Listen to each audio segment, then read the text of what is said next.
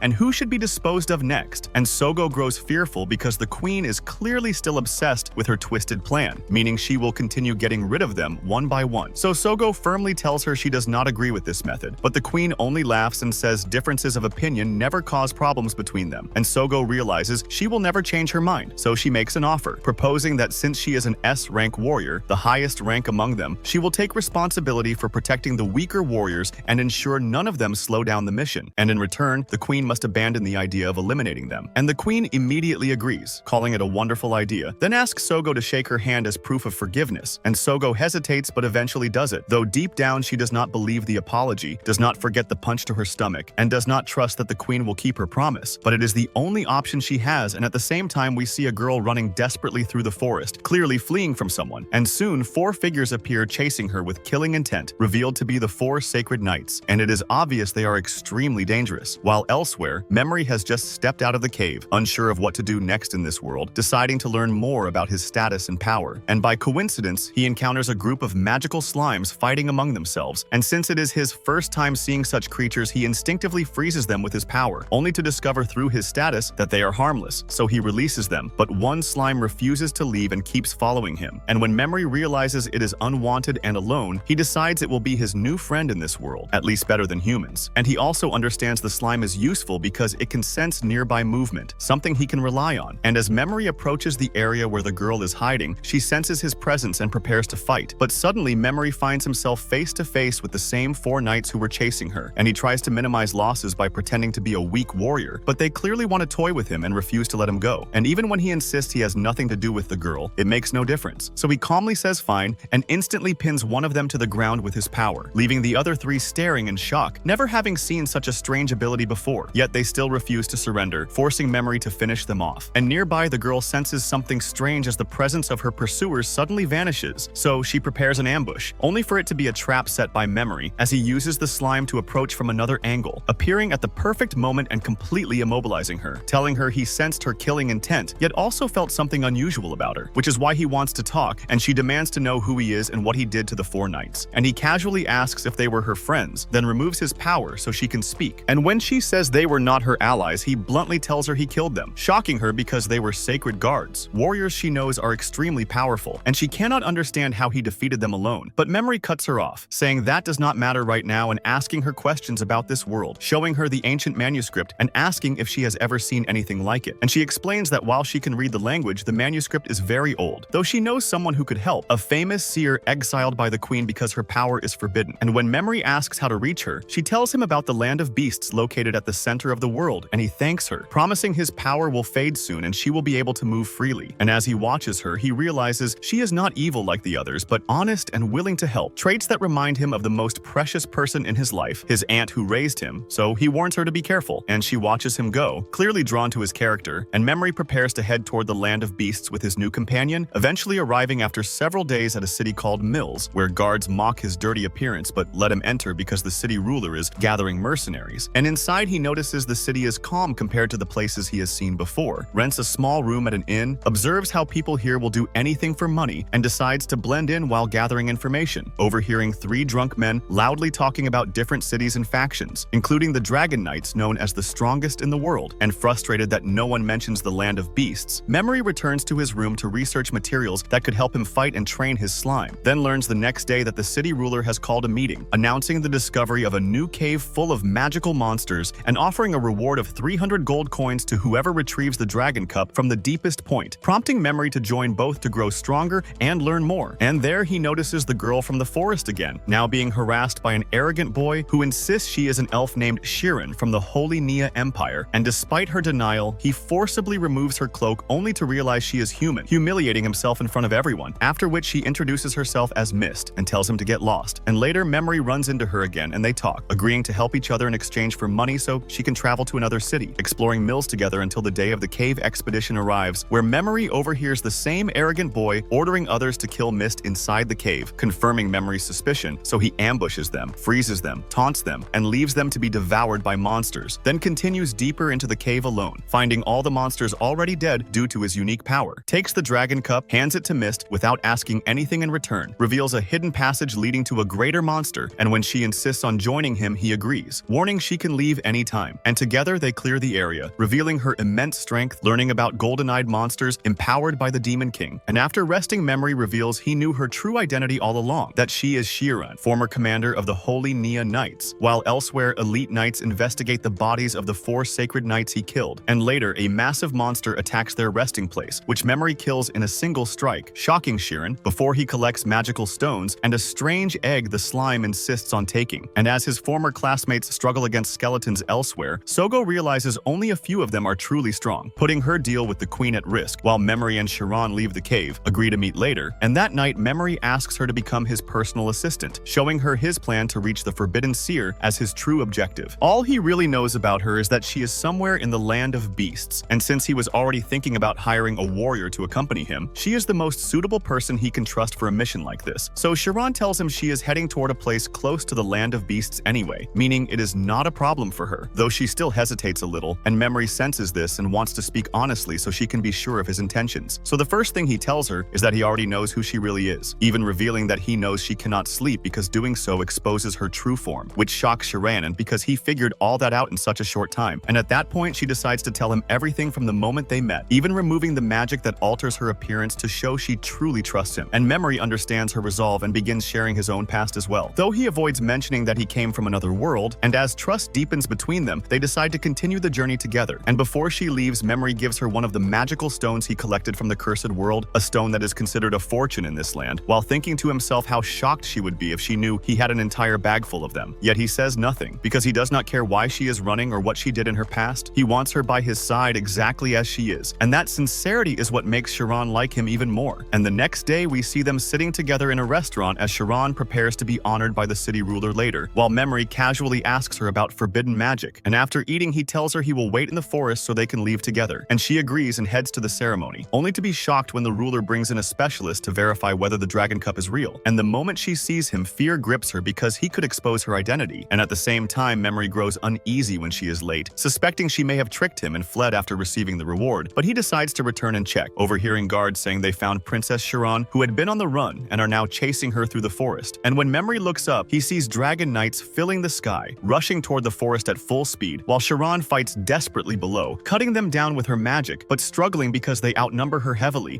and one of them tricks her by distracting her with an unmanned dragon, suddenly appearing before her, knocking her to the ground and disarming her sword, and just as he is about to kill her, his body freezes instantly, and he looks up to see Memory arriving and killing the dragon in seconds, and Chiron angrily asks why he followed her, upset that she dragged him into conflict with the dragon knights who are far beyond his level, returning the gem to him and telling him to continue alone. But Memory shocks her by handing over the entire bag of gems, making it clear she is staying with him, though right now they need to find a way to escape. And Memory interrogates the knight about who sent them and why they want Chiron dead, but the knight refuses, threatening that the dragon knights will find and punish them both. And before he can say more, a sword falls from the sky and kills him instantly, leaving Memory frozen in shock as he sees a white-haired man arrive with 4 incredibly powerful warriors, and Chiron clearly recognizes them and urgently tells Memory to retreat, but he realizes escape is impossible due to the distance, asking her who the man is, and she tells him his name is Seift, one of the king's 5 knights and the strongest knight in the kingdom. And Memory notices there are only 4 with him, understanding that one of them can likely turn invisible, meaning they must be extremely careful, and Seift calmly explains he killed the knight because he was about to reveal the truth, telling Chiron that the emperor himself ordered her execution by any means necessary, though they want to see her hidden power first, and Chiron is devastated, refusing to believe it, insisting they are lying for personal gain, while Memory stands there overwhelmed by Seift's terrifying aura and sensing the invisible knight nearby, knowing that any move would mean death. So he listens as Seift turns his attention to Memory, asking who he is and how he managed to kill dragon knights, and seeing he is still out of range. Memory speaks carefully, introducing himself with a false name, only to be instantly exposed because Seift can detect lies, forcing Memory to tell the truth about who he is and how he came to this world, shocking Chiron when she learns he is one of the summoned heroes, and realizing negotiation is his only way out. Memory asks Seift if he wants to challenge the strongest being in the world, and when Seift agrees, Memory suggests the queen who summons the heroes, but Seift rejects the idea, saying their alliance with her benefits them because she brings warriors they can fight, causing Memory to laugh as he finally understands Seift's true desire, offering to be the one who challenges and kills him in the future, which Seift mocks, asking if he truly believes he can stand against him, and Memory calmly replies that while he cannot defeat him now, if Seift lets him reach the land of beasts, his power will grow dramatically, and then he will be able to win, convincing Seift that Memory is different from other heroes, and after some manipulation, Seift agrees to let Memory and Chiron go for now, saying he can find them anytime and will be waiting, though the other knights clearly disagree, and as Seift prepares to leave, Memory suddenly betrays them, waiting until their defenses drop before instantly activating a spell that completely paralyzes them, even Seift noticing too late, and Memory drops them all to the ground without hesitation, declaring that he has no intention of waiting and that Seift must die now. And although Seift is near death, he still struggles, refusing to go down easily. So friends, if you really enjoy this anime and want next episodes, so don't forget to like and subscribe the channel for new videos.